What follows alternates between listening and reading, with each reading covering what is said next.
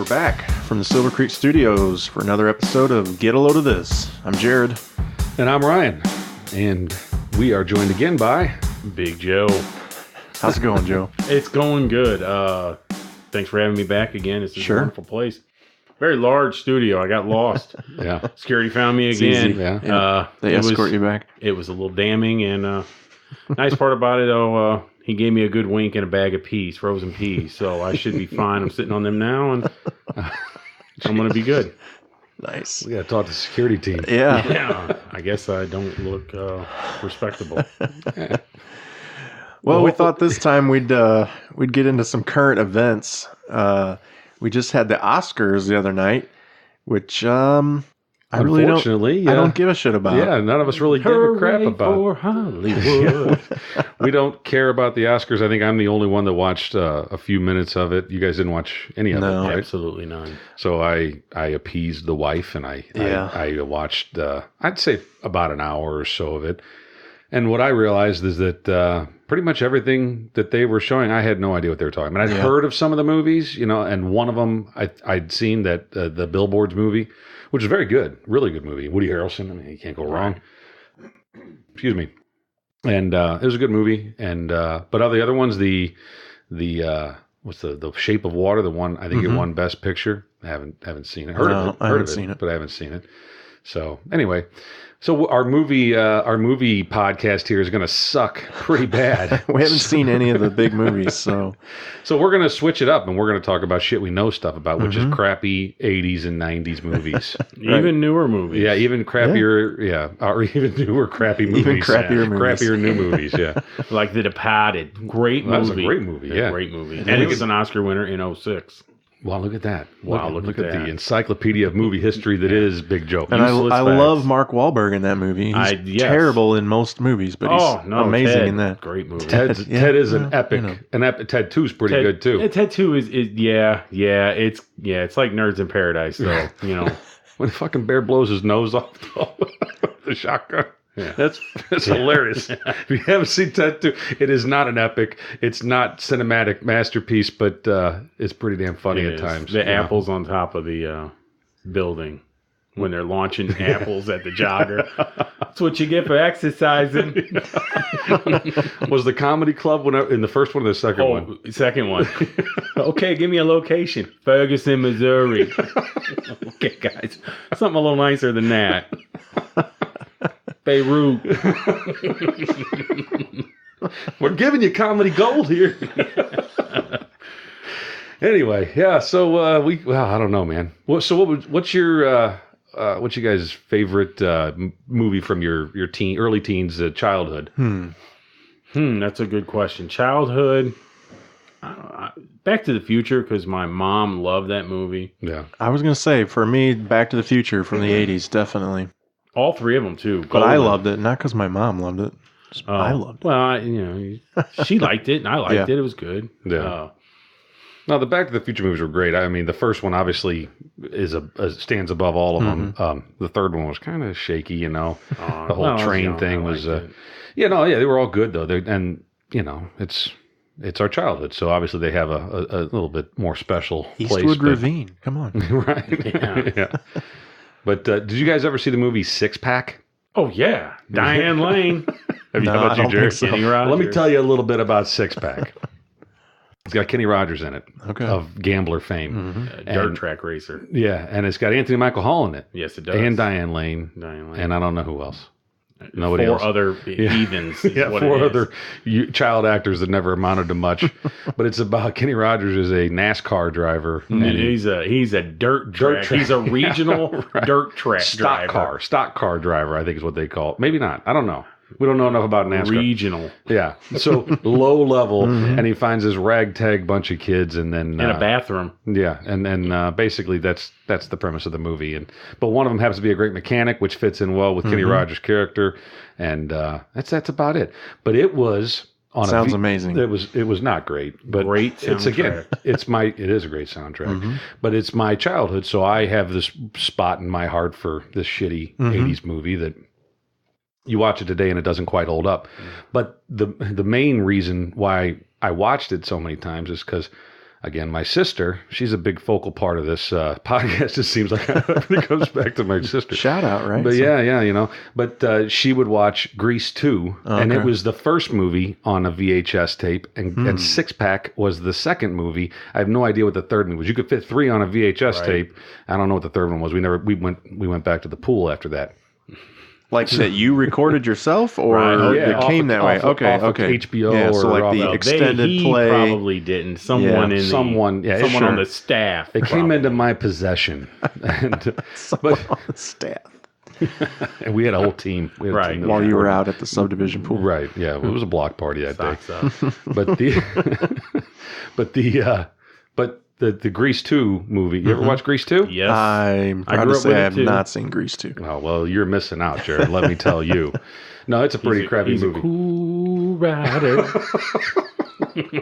Yeah, that's not the best song on the soundtrack. Is there a best song on that? No, there's no good one. The best is the one when the credits are rolling. Right, that's about the best song in that movie. But my sister watched that fucking movie like every day of the summer of whatever year that movie came on cable, and I I didn't have a choice. She was so I had to watch this shit. But the redeeming part was that Six Pack was on after that, and I would watch that. So. Do you know that Michelle Pfeiffer, who was in Grease 2, there you go. Look at this. She did that movie. She did that movie after Scarface. Really? Wow. Talk about a turn for the worst. Yeah. When she went from Brian De Palma. Yeah. How do you come back from that? I mean, she did. I mean, she obviously, she did. Mm-hmm. But boy, I don't know. That's rough. That's rough. So you don't have a movie like that? A terrible 80s movie? Did you guys ever see The Dirt Bike Kid?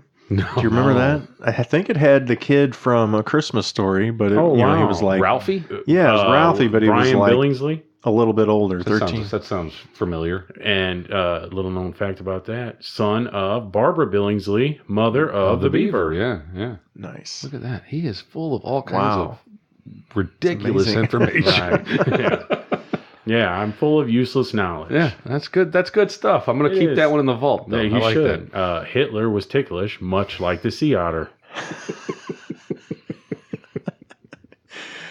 Jesus. So the terrible movies. Let's see, Gleaming the Cube. You remember that? Gleaming the Cube. Yeah. Oh yeah, that was Christian Slater. Skateboard movie. Yeah. They also solving a murder. Yeah, solving his Chinese adopted brother who they shared a room and would leave out the window.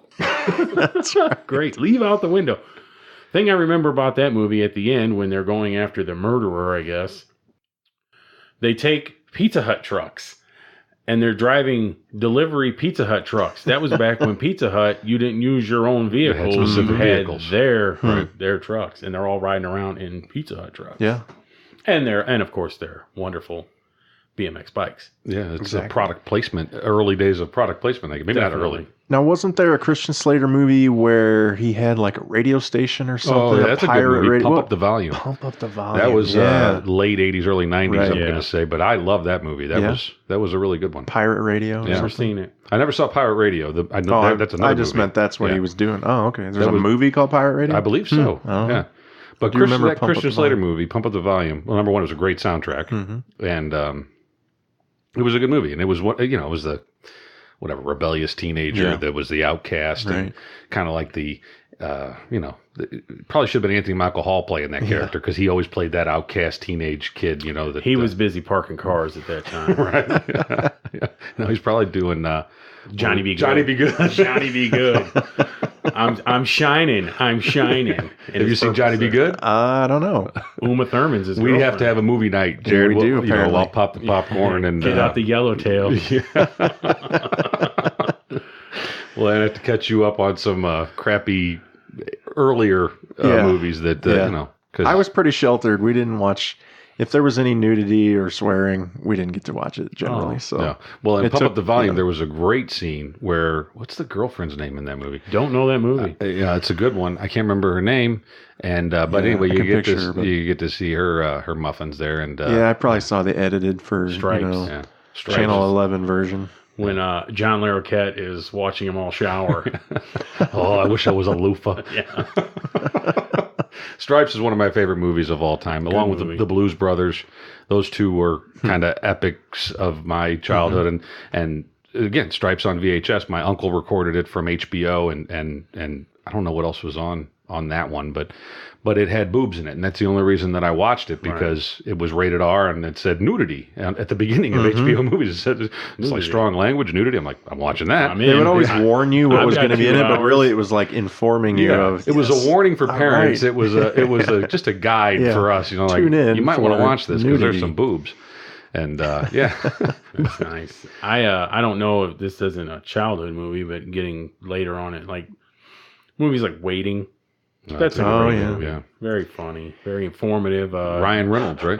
Yeah. Ryan Reynolds. Never really went back. Not Ryan Reynolds. Yeah, it is. Yeah, Ryan Reynolds. And Justin Long. And Anna Faris. Yeah. Who's the comedian that's in it? Dane Cook. Dane Cook is also in it. Is Ryan? Yeah. Okay, I was thinking. Yeah. Ryan Reynolds is a waiter. Reynolds. Dane Cook is a cook that does horrific things to cheeseburgers. Yes. Right. Welcome to the Thunderdome, bitch. See, the problem I have with Waiting is, so back in the days when I was in a band, we had a lead singer. We got a new lead singer, so we did not really know this guy at all. This was our first gig with our new singer. We had practiced very little, so we just didn't know this guy all that well. But we're getting to know him. He's a nice enough guy.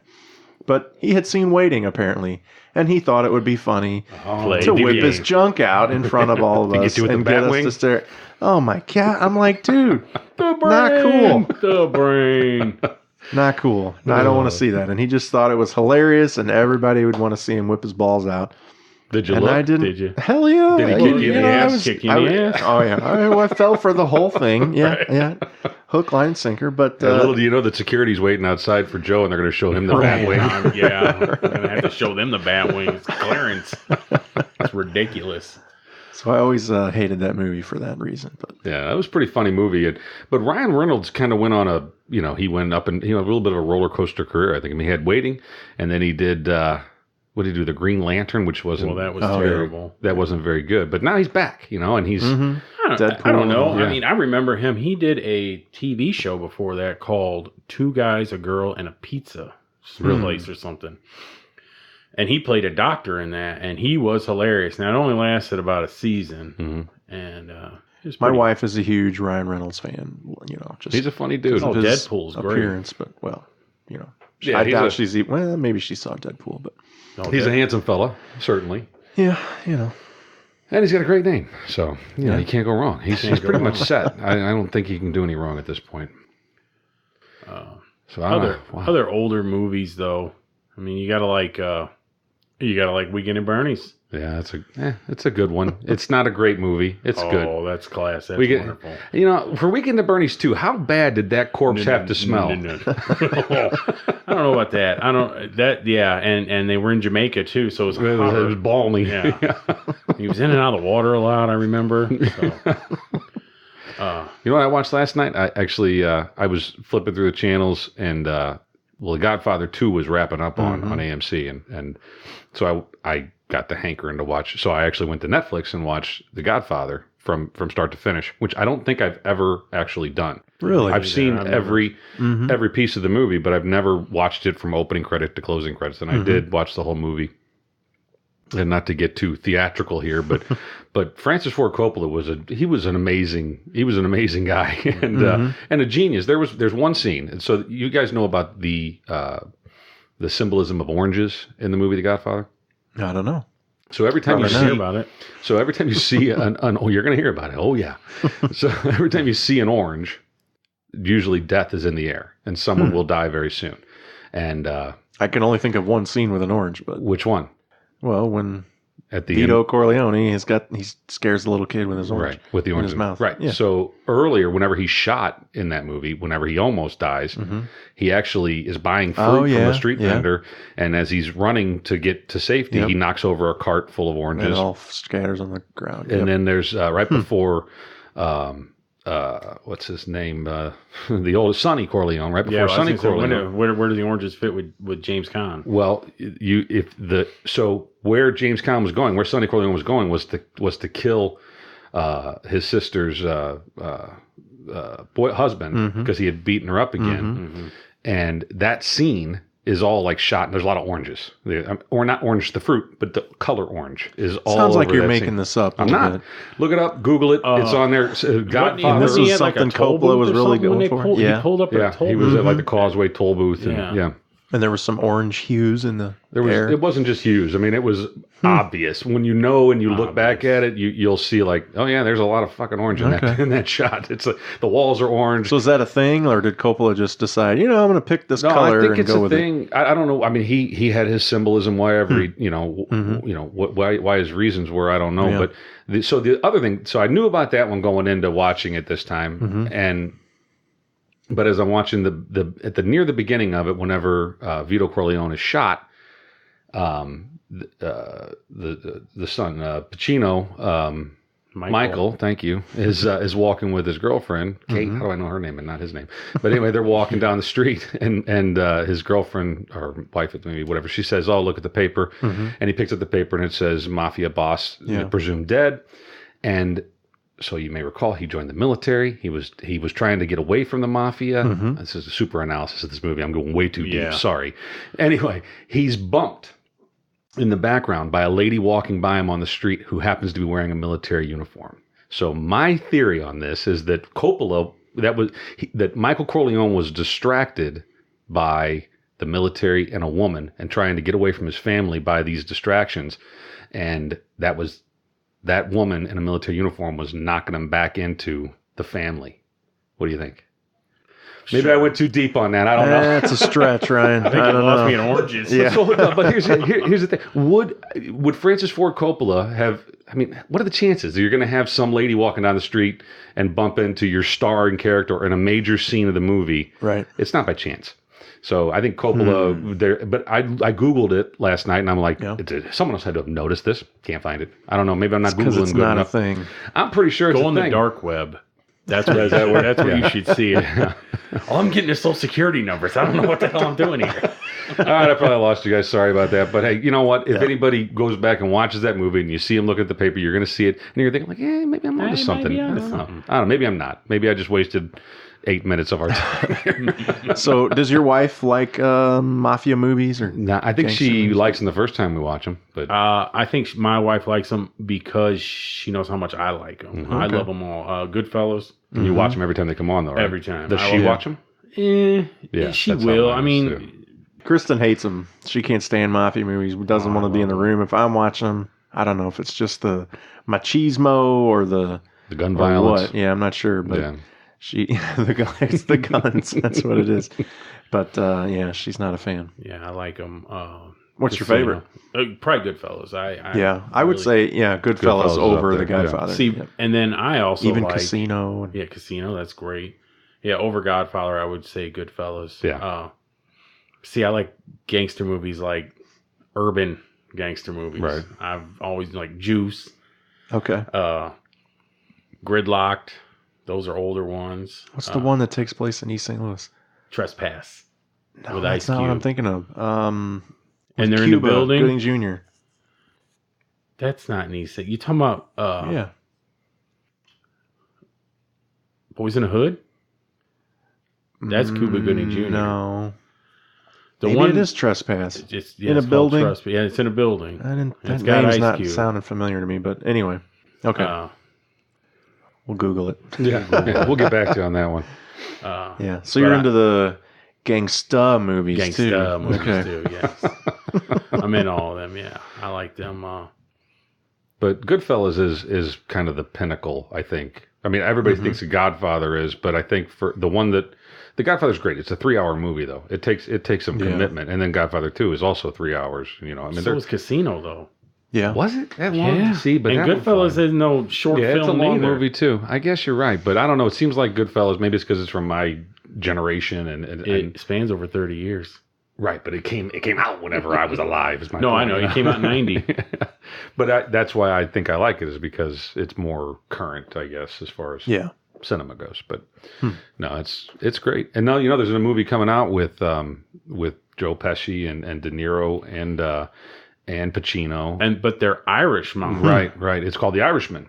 Yeah. And I don't know. I got to look into what that. I mean, I know it's called The Irishman, and it's got all the same guys in it. And it's Scorsese film, and he got the band back together for this. And I'm sure, I mean, it can't be all about it because it's got Pesci in it and De Niro and Pacino. Right, I think De Niro. But they're old. Yeah, they are old. But De Niro plays the Irishman. You ever seen 88 Minutes?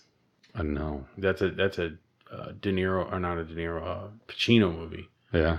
No. And he plays this womanizing criminal teacher, professor, or whatever. And it's not a bad movie, but he's portraying himself like he's not 197 years old. It's No Scent of a Woman, in other words. No, that was a pretty good movie too, as far as Pacino movies go. So I'm not a big fan of the newer gangster movies usually, like the stuff with Johnny Depp or Ben Affleck. Some of these newer talking about Black Mass? Well, just in general, it seems like the last 10, 15 years I don't get into the 20s, mafia movies like I do, Goodfellas and all that stuff. Right. I don't know. Do you still like the modern gangster movies? Yeah, but I don't like them when they go retro like that. Now I do like Black Mass with Johnny Depp because it's Whitey Bulger. It's the story of Whitey Bulger, which is what The Departed is as well, it's loosely based on Whitey Bulger. From a different perspective though, isn't it? Well, no, because Jack Nicholson's role is considered Whitey Bulger. That's who he's actually being, but he's Frank Costello in that movie. Right. On Scorsese, though, I really liked Wolf of Wall Street. That's a great movie. That is an unbelievable movie. Yeah. Great movie. And, some pretty good scenery in that movie, too. It's insane. What's their name? Margot Robbie. Margot Robbie. Oh, boy. Oh, geez. Yeah. No, I liked her in that. I liked her in Suicide Squad, too. Yeah. I thought she was good as Harley Quinn. Yeah, she's pretty good all around. And I don't mean that in the Anyway, I'm gonna take it easy. Yeah, I don't know. You got me all fired up, man. I said Martin Scorsese gets all wound up. I don't know what to do. Judgment Night. That's what I'm thinking of. Oh. That's with Cuba, and I believe that's in East St. Louis. Okay, I think you're right. I don't know if I was it's thinking supposed of to Demon take place Night. there, or if they filmed it there, but.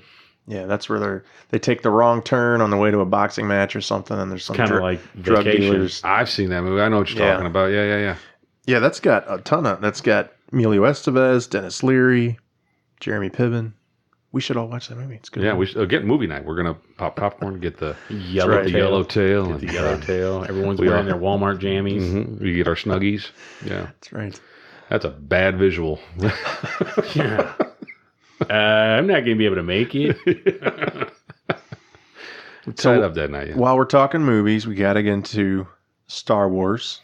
Where do you stand on Star Wars? Huge fan. You've seen them. Yeah. Never seen them. I've seen the original 3. Okay. As a kid. Not into them. I never you was didn't like them then? Nah, not really. This will be Joe's last appearance on the podcast. So. I don't fault nothing. I think the visuals are unbelievable. I know a ton of people that like them and love them, and so they're good, decent folks. So I fault them not. Yeah. Well, I mean, they're great movies in my opinion. When I was a kid and the movies came out, well, the first one I was pretty young, but I had a buddy that had it on VHS and he claimed to have watched it 100+ times, and he was a huge fan. And so I watched it a few times. I thought it was a good movie. I enjoyed the heck out of it. So the original trilogy, I was a fan of, but I wasn't bonkers. I didn't have the Lego toys. I didn't have the the Mattel toys. But I enjoyed the movies. I don't think I was as big a fan until the second trilogy came out, and it wasn't the first movie. It made me rewatch the first movies and realize, like, yeah, man, these were really good. And obviously, Han Solo, everybody identifies, I think, with some character or whatever, and I think I can't wait for the Han Solo movie to come out. And I think that's who my favorite character. I mean, sure, Harrison Ford. Most people's favorite. But yeah. I'm a little leery about the new one. I think I agree with you with the director change and everything. Well, I feel like what I've seen of the trailers, it looks great. It's going to be a great science fiction movie. It's going to be a great Star Wars, type movie. But that guy does not look or sound or act anything like Harrison Ford. Right. And I realize that's a tall order, but man, at least try. Shia LaBeouf was busy, so they couldn't get him. That's right. He was supposed to take over Indiana Jones. Yeah, and that didn't work out. No. But I'm hopeful. I will definitely go see it. Yeah. I feel like I'm already kind of disappointed with the way he is. No, I mean, I make it a point to go see every single one of them in the theater, and they're extremely enjoyable. The entire set is great. Come on. Now. Well, the Jar Jar prequels are awful, but Jar Jar can go to hell. But I mean, honestly, when I watched that movie the first time, I thought I didn't have a problem with Jar Jar Binks. The first time I watched it, I had to like, convince myself that it was good. I came out of the theater of watching The Phantom Menace. Yeah, that was good. That was Star Wars. It's back, but it didn't take very long to realize, man, that just wasn't good. See, I didn't hate it off the bat, but and that's like Darth Maul, right? I mean, he was definitely cool. That's the best part of the movie, but this last one, the one that most recently came out, The Last Jedi. Yeah, I thought it was good. It was corny, It was. I thought in places like Luke Skywalker's, Mark Hamill. Some of the lines, aloof personality. Yeah, it was like they were trying way too hard for Mark Hamill to be funny, or maybe they let Mark write his own lines. I don't know. Well, he is the Joker animated. True. Right. Yeah. Well, it's like he you're gonna be Luke, you're gonna be Joker. Which one? You pick one, Mark. Pick one and go with it. Figure it out. But I just thought it was kind of corny. It was good, but it had its problems in my point of view. But I will go to the next one. I will go see Solo. I will go see episode 9? What do we? 9 is what's coming next. Yeah. Yeah. So I'll watch them all. I was a huge fan as a kid. The first one I saw in the theater was Return of the Jedi, and I was probably like 5. But and just from then on, it was toys and anything you could get, pajamas and whatever. But I remember, it was just, it was like an obsession. You had the Legos and the action figures and the ships, and you were pretending, and you got the lightsaber that made the noise and all that stuff. And it was huge in our circle of friends. The nerds. Yeah. We were young, we were little, so we weren't quite nerds yet. Yeah. See, if I'd have said that 30 years ago, back then. Yeah, that was definitely not cool. Nowadays, you're a nerd, you're a king. Yeah. I was that way with Dukes of Hazzard. Oh yeah. I was a big Dukes of Hazzard fan. Now, this is going back to what I was sheltered from. We weren't allowed to watch the Dukes of Hazzard at first because the Duke boys were the bad guys. They were. If you well, they were the good guys, but they were moonshiners. But the cops were the bad guys of the show, right? So these moonshiners are running from the cops. And my parents were not okay with that. So it took, and of course Daisy Duke. That was too provocative, so we weren't allowed. It took a couple of years, probably. They were on reruns or whatever by the time we got to watch them. But your parents gave on eventually that. Eventually, they caved, and we'll let you tune into this. Yeah, innocent fun, but yeah. Well, that explains why you haven't seen some of the shitty movies that we've talked about. Oh yeah, definitely. Yeah, I didn't see most of these '80s movies till like '95, but yeah. Well, we landed on the moon. I'm going to pollute your mind with that. No, I don't think I was allowed to watch anything too crazy, but yeah, I don't think that they wanted me watching movies with nudity in them and that. They just didn't know because it was you just did it anyway. Yeah, well, I had HBO and I had this library of movies that my uncle had recorded from HBO and they just said, go entertain yourself. And so okay, I'm going to find the ones that say R next to them and hope for the best. Yeah. And then scrambled. We had well, everybody had it. I guess when you had cable in the 80s and 90s, there was the scrambled channels. There was the softcore porn channels that were. And man, watching Scrambled. Did you do that? Did anybody else do that? No. I didn't watch White Noise. Looking through White Noise to see some nipples or whatever. Is that a nipple? That's it. That's exactly what we did. We did that right. Someone out there agrees with me on this. Back me up, people. No, you tune into the Scrambled channel through, on your cable box and you'd be like, when a lot of times you could hear the audio. The audio was clear as a bell. So you would hear very clearly. I think they did that on purpose, by the way. Sure. They're like, for the nudity, we're going to show the nipples through the white noise to entice these guys to sign up. The technology was there, but the sound of coitus was clear as a bell. Yeah, I had an old bowling glove. Her name was Vanessa. That's what I that pretty much got me all the way to my formable years, and so. The bowling gloves don't have fingers, do they? No, they don't. Problematic. But they're helpful nonetheless. Yeah, I suppose. Jesus. Well, I don't know how we segue from that one. I don't know. Sorry, guys. I just had you were talking about white noise, and I thought, well, I was in 5th grade once. Twice, I'm lying. Yeah. Anybody steal cable? No. We didn't steal cable, but I think we were the first family in the entire neighborhood that figured out you could splitter it. No, yeah. Yeah, you didn't have to pay for every TV. Yeah, Right. yeah. I do remember the DirecTV boxes with the card, that you could Oh, you could, get and then they, after a few months they'd scramble They- that, yeah, and you get a new exactly. card or whatever. Yeah. Yeah, no, I had those. I bought the hacked cards or whatever, and then they get zapped or whatever. But yeah, it's amazing how far we've come. And now we're not even no one. You have a cable box, Joe. I have. He's holding on. But you don't. You do cable everything we've cut the streaming, cord. and It's you have an all antenna. Yeah, Right. Yep. yeah, that's what I have too. And it's amazing whenever now it's like I look at what equipment I have in order to watch television, and I mean we have a DVD player in one room in our and that's it. Yeah. And everything else is just a smart TV or a Amazon Fire Stick, and that's it. And what used to fill an entertainment center is now just hanging on the wall, all discreet and and it's amazing how far the technology's come that we can get just anything you want. If I want to watch The Godfather, if I want to watch Star Wars, you pick a movie, I'm pretty sure. White noise with nipples. That's hard to find, but I'm pretty sure. They're Russian channels now, so I wake up in the middle of the night whenever there's fuzz on the TV. Sometimes a little too excited. Beatrice, is that you? Well, on that note, let's wrap this one up. Time's up already. It is. We're right there. With fashion, we struggle. Movies, we can go on. We can go on all night. Nipples, we can talk about all night. Yeah. Well, sure. Yep. Well, this has been a heck of a lot of It fun. has been. Make sure you check us out on Twitter at LoadThisPodcast, or you can shoot us an email at loadthispodcast@gmail.com. And thanks, Joe, for thanks for joining having us. me, guys. It's been a blast. This has been a lot of fun. Even with security. We'll try to work on that, guys. Yeah, please, or fire him. I'm Jared, And I'm Ryan. and get a load of this.